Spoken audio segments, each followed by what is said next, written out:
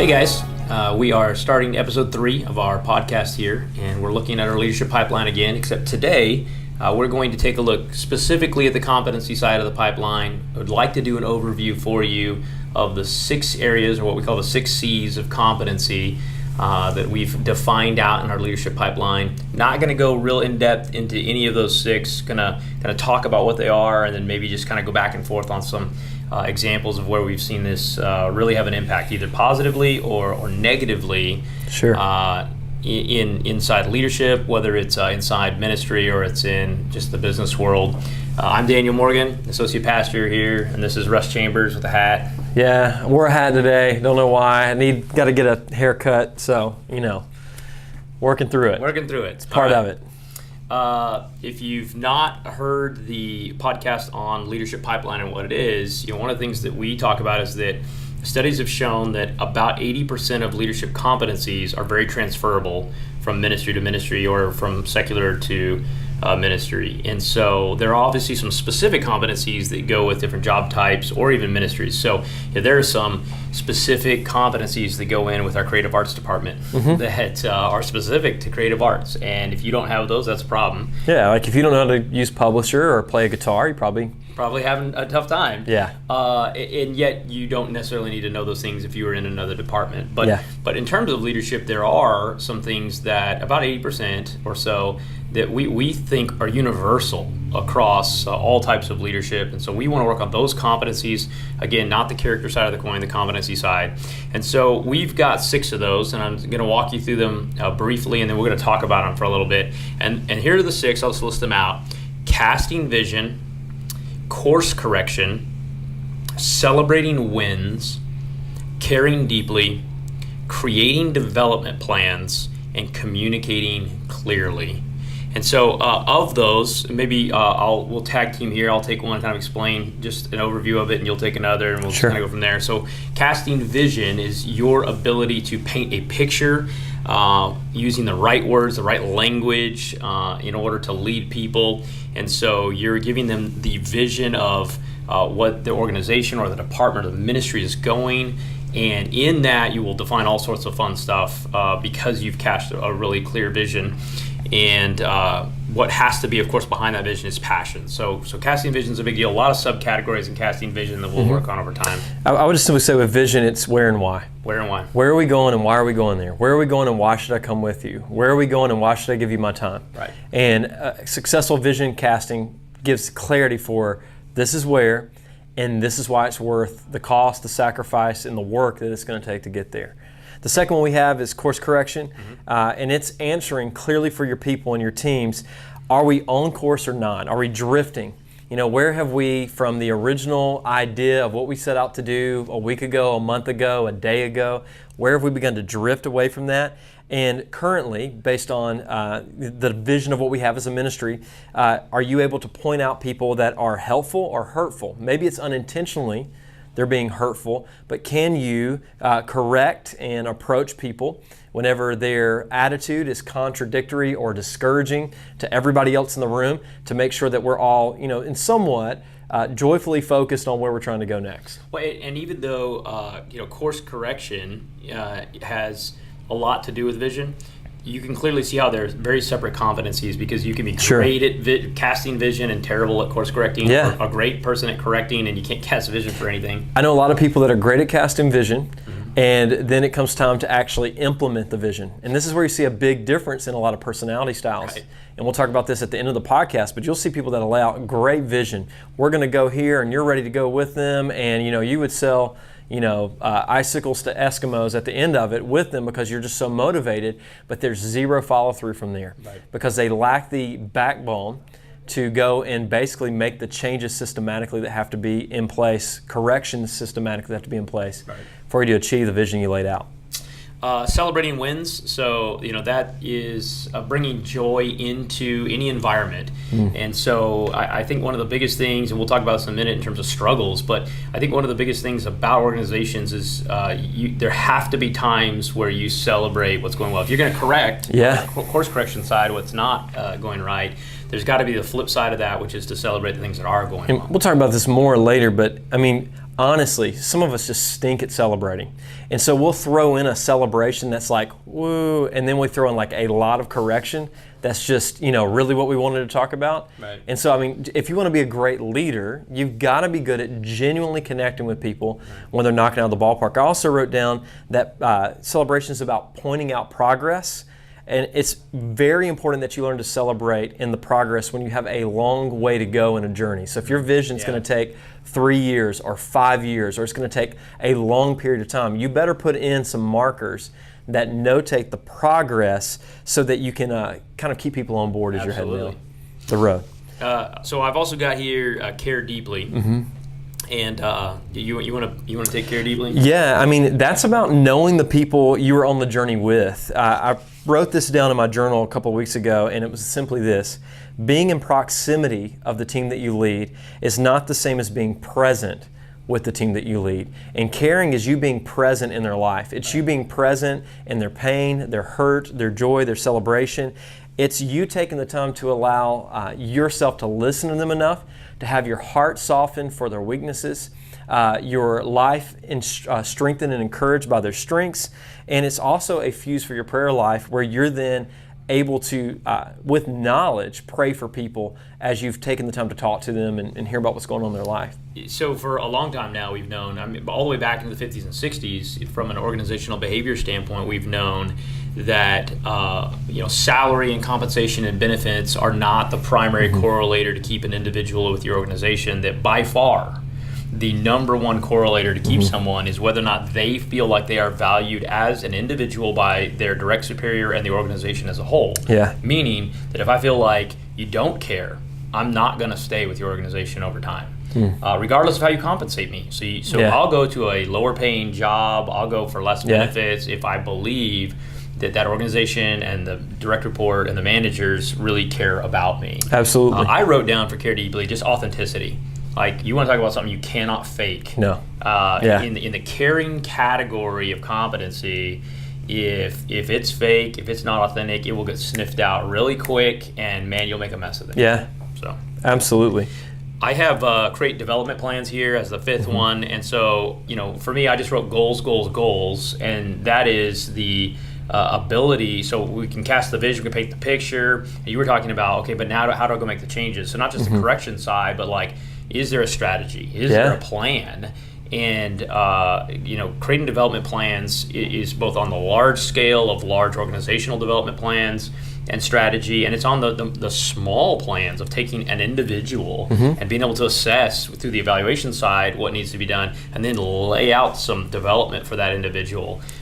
Yeah, what we're looking for there is someone who can identify where a person on their team is at and make a plan to get them from where they're at to where they're wanting to go. Someone who can identify where a team or a department or a ministry is at, and they can not only identify where they're at, that's part of development. If you can't see where the place is at, if you can't figure that out, then you've got struggle there. But then identifying problems, there's plenty of people in your church, plenty of people in your ministry that know the problems. Very few, though, can make a plan on how to get from that or that person from where they're at to where you want to go next. Well, you can see how this becomes so woven together, right? So I have a vision that paints the picture of where and why I want to get there. Yeah. But I better have a plan that actually tells me, hey, it's feasible to do it. And in that, I got to have course correction so that when I get, so all these are very, very tied together. For sure. You could almost draw a picture with the 6 of these things sort of packed together and showing where they each work inside the process. Development's really where Ephesians comes into play in the equipping of the work of saints. So you've got people that God's given you in a ministry context. We believe that the people that are on our teams are not there by chance, that God's gifted and called them. And some of those gifts are, take them out of the box and put them in. And there's not a lot of, you don't have to read the instruction book. They're ready to go. Right. And then some people, they have gifts, but they are underdeveloped. They need time to be developed, and you've got to be able to. We want people in leadership that can see where they're at in that development journey and make a plan to help them take another step. Yeah, you said something a little while ago that stuck with me, not just for church work or ministry work, but for any organization. That's this: are you a better leader? Are you a better follower of Jesus? Are you a better CrossFit coach? Are you better at anything? IT tech?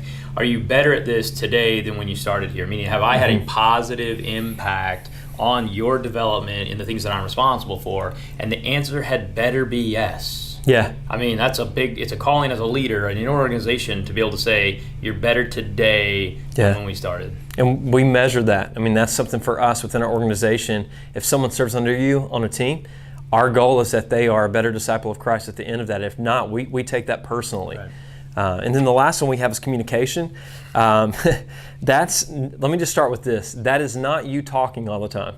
Part of communication is you hearing from the people that are on the ground, or the people that are actually trying to implement the system and process that you put into place. And so part of communication is hearing. Also, communication is talking. It's you setting expectations that are clear. It's you ensuring that meetings aren't wasted time. So if you're leading a meeting, are you setting the agenda to where people know what they're meeting for? And when they leave, do they know what you're asking for them to do? Otherwise, we're just spinning our wheels and wasting time. And trust me, the quickest thing that sends me out the door, wanting to throw up quick, is a meeting where I have no clue why I just met with you. Right. Or what I'm doing afterwards. Yeah. Right. So there went 90 minutes of time, and my takeaways were, nothing. Thanks for being here. And so we've gone through these competencies, right? The 6 competencies we have, and we're doing something new. This is newer for Resurrection Church, and right now we're in a hiring season where we've been hiring some people, and we've actually begun to take these competencies to ask questions to really go, hey, this person we're considering, could they actually do these things? Or where are they weak? Right. So that we can make a plan coming in knowing that they're going to be weak in some of these areas, because no one's going to come in and be nailing it. I'm not nailing it right now in all 6. And so we've begun to ask those questions. What's amazing is it's made the interviews very hard. Really? A lot of the people we're interviewing cannot answer some of these questions around how do you communicate with vision? How do you lead with vision? How do you confront with correction for the purpose of being unified at the end of it? I mean, these are things that, competency-wise, a lot of people aren't being asked in interviews, and it kind of stumbles them because they're not thinking through it. And so this has been a really big, helpful tool, but not only with identifying current leaders and their weaknesses and strengths, but when we're thinking about bringing in paid leaders into our ministry, it's been very helpful. That's cool. So, if I told you had to pick one to teach first, by priority, and so I didn't give you any background of what's missing in the organization, right? You didn't have any sort of inside hint. What would you pick? For me, it's communication. Okay. I mean, I think before you can't lay out vision without communication. You can't correct well without communication. Right. You can't celebrate well without communication. You can't communicate care without communication. It's hard to develop without communicating out what the plan is. So if you can't, clearly articulate to the people that you're leading, the where and the why, and you're basically just spinning your wheels at that point. Yeah. For me, it's vision, and I feel like if you, and then we could sort of put this into the vision category, can really do a great job of painting the picture of what the vision is, of the why we're doing it, what needs to happen. From there, people can put up with a lot of your deficiencies in different areas because they can share the vision. And because if you can't share the vision, really everything else can be great, and you're gonna lose people along the way. Yeah. Vision for me is right up there at the top. It's a good thing you're good at vision. That's what I'm still around. Well, I think we'll talk about this. What are we strong? What are we weak at? Right. What's interesting is communicating, which transfers into all the other competencies. Right. I'm good at it in vision, but maybe not so great at it in correction. And I tend to try and round the edge off of things that need to be sharp. And sometimes, if I'm honest, I probably try to sharpen things that need to be rounded. And I think for me, while I'm really great at maybe laying out a picture of here's where we're going and why we have to go there, and maybe have a track record of getting people to come with us to do it. We got 8 people to move across country and plant a church. We got 2 churches that were very different to come on board and go through this merger process together at Resurrection that we've been in, and seen God do some incredible things through that. Where it's been tough is when I know I have a hard conversation, and I know it's going to be hard, and I just don't want to do it. Yeah. So absolutely. Yeah. So for you, strength is communication in vision. Potential weakness is communication in correction. A weakness probably has been communication. I don't say we don't need the word potential. You can be pointed. Communication in correction has been tough, and I've had to learn this.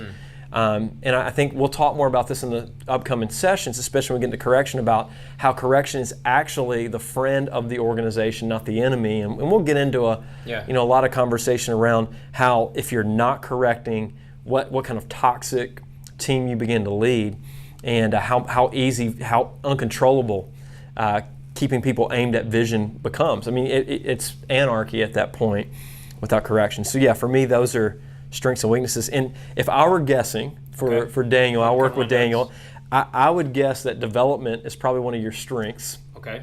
And I would probably guess that caring would be one of your weaknesses. So here's what's so interesting about that. So I didn't pick development. I picked communication, but it would have been one of the two, right? Sure. However, a year ago, maybe a year and a half ago, I would have told you very bluntly that by far my weakness was care deeply. Was caring. In fact, if we back up 3-4 years and look at leadership style, we've been working on this for a while. Right. The gap would have been between the first 5 and the 6th one would have been appreciable. When I was kind of preparing for this, I almost picked care deeply as my number one strength. You put a lot of time into it. I put a lot of time into it. Yeah. Maybe so much so that there are times I find myself rounding the edges off of some stuff and looking through sort of a biased filter to protect my people over being really objective about the analysis of stuff. And so, I mean, I have to be careful of not overcorrecting in some areas. But I've spent a great deal of time, particularly in the last 12 months, of really poking into people's lives, figuring out what's going on. I spend a lot of time on that right now, maybe overcorrecting time.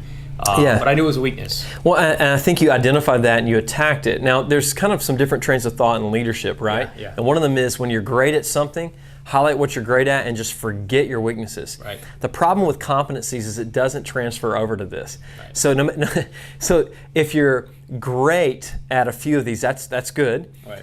But it doesn't excuse you not improving in these other competencies. So this is not like giftings, where either you have the gift per se to some extent or you don't. Well, so I think what you're talking about is probably on the non-transferable competencies where I'm not great on the guitar. Yeah, but right. And I may never be. But I'm great in Photoshop. Yeah. Okay. Yeah. So that, sure, you don't have to go learn Photoshop. But what we're saying with these competencies is these are things, if you're weak at them, you've got to go to work on them. Yes, absolutely. Because the only way to be a well-rounded leader is to be able to effectively do these things. And we've come to that conviction that for us, when we look at the healthiest leaders, the people that we listen to, maybe at a conference, or that we look up to in the way that they lead their organizations in the business world or in the church world, they tend to have these competencies at the core of who they are. And you do have you do have very well-rounded leaders that maybe they're a 7 out of 10 in every category. Sure. Right? And then you do have leaders with substantial 9s and 5s and 9s and 2s. Absolutely. You get some of that, right? And I would tell you that what you'll get in those two different experiences, one, you get a very consistent leader, and the other, you'll get a lot of opportunity, but there's some risk coming in there, right, with that 5. So if you're a 9 and 2er, right, or a 9 and 5er, I think the thing, or if you have a 9 and 2er on your team, it doesn't mean that you don't use them in leadership, but what it does mean is you probably want to put someone who's a 9 where there are 2 around them and let them know, hey, I think you're weak here. Right. I think there's some work that you have to do to develop this, and I want you to go and work with, I want you to go and watch, I want you to go and see how they're doing, and then kind of let's talk about how they're carrying. Let's talk about how they've made a plan for putting in markers that when they hit them, they celebrated on the journey to the goal. Right. And I think that's one effective way of going. So where are you weak? Right. Would be a question. Where are you strong? And then who's strong where you're weak? Well, let me tell you what that basically infers then as a leader is that I know my own weaknesses and strengths in terms of my capabilities, these competencies, and now I've identified those in the people that I lead. I've found the shortcomings, and I have a very intentional plan to bring in some help for them to help that sort of iron sharpening iron, right? I'm bringing somebody in that has a great area of competency where they're weak, and I'm almost forcing them together and then allowing what I hope is the natural team development to occur. Yeah, I think it's kind of absent from our core that we have here, but I think a great illustration that we can throw out is you're a great leader. I think you do a great job of leading people, developing people, taking people that are maybe, at one part in their leadership, identifying a few weaknesses and helping them, get to a better level. And we've benefited from that at Resurrection with Daniel's leadership. And so I saw that where his strengths were, they kind of matched some weaknesses with some people I was leading. And we kind of had a shuffle the deck conversation and said, hey, for a season, I think we need to take some people that are under me as a direct report and put them under you. And then there were some people that were under you that we thought we need to move over to me to work on some vision for how we develop this ministry and stuff like that. Right. And so we made that change. Now, we're about a month or two in for me with the part that I took on, and Daniel's down the road, and we've seen some great fruit come out of the time that he spent with the people that are there. And so again, we've had this flexibility within our department, and maybe you've got that within yours. Maybe you created a leadership grid within your team, within your department, where you go, hey, if we're going to develop someone, if someone's got some rough edges on this gift, but we see the gift there, this is the person we want around them to kind of polish that up a little bit. Yeah, no, absolutely. I guess what I hear you saying, and I want to make sure that we've communicated, is not just that these are so important for a leader, right? So there's always the sort of what's in it for me. When I hear something that's sort of a self-eval, where are my strengths, where are my weaknesses? I think what becomes the next conversation that you're looking at is, I need to understand this about the people I lead, not to fire them. Not necessarily. Well, maybe there's a possibility, but that's not the major intent behind understanding where there are incompetencies. Part of it is I can't really build a great development plan, and then the next one is what leader, what coworkers in terms of teams are they best suited for based on strengths and weaknesses, and I can't get to any of that. Yeah. If I'm not actually understanding what these things are and assessing that in the people that I lead. Yeah, it's about you being able to identify where you need to grow. So there's the personal side of it. But then when you get into the team side, especially for those that you have, knowing their strengths and weaknesses, creating development plans for them, and then even more so, and I would say this is where this is extremely helpful, is knowing these competencies that you look for as you're adding in leadership. So that as you're onboarding new leaders, maybe you've had a great run with a good leader, but this wasn't something that you were working on and you lost that leader, or that leader moved on, and now there's kind of a leadership void. Okay, well, you should probably be looking for people that fill these competencies, or that you're training to fill those competencies before you plug them in that position if you can. And I'll kind of leave you with this last concept, and we'll finish this off. And so John Maxwell has a book, 21 Irrefutable Laws of Leadership, sort of the leadership Bible. The gold standard. Yeah, the gold standard of reading through leadership. And oh man, it's been around for a long time. It's a multiple bestseller, revised bestseller again. And he has the very, very first law is the law of the lid. Yep. The idea behind the law of the lid is your leadership capacity is the limiter for your effectiveness. So if you're a 7, you'll never be more effective than a 6. It is the ceiling for you. And then he goes on to explain how that same ceiling actually then begins to limit everything underneath you. So all the people you lead, all of the departments that you run, the company that you run, so much so that he has an example of the company that basically buys other distressed companies or bankrupt companies, and the first step that they always do is fire the CEO. Every time. Yeah. Or the major leadership team come in and clean them all out. Clean them out. Why? Well, because if they were effective, they wouldn't be here. Yep. That's I get chills when you think about that. In church world, right? You're like, what? Can we do that? Is that Christian? Right. That's crazy though. Yeah. But the point is though, so you can begin to assess. He uses a scale of 1 to 10. Okay, a leadership lid or leadership capability for my people. Oh, he's a 7, he's a 6, a 4, so on and so forth. This goes another level and says it's not simply good enough for you to know it's a 7. You need to know why it's a 7. Like where inside that 7 there are 9s and where there are 2s.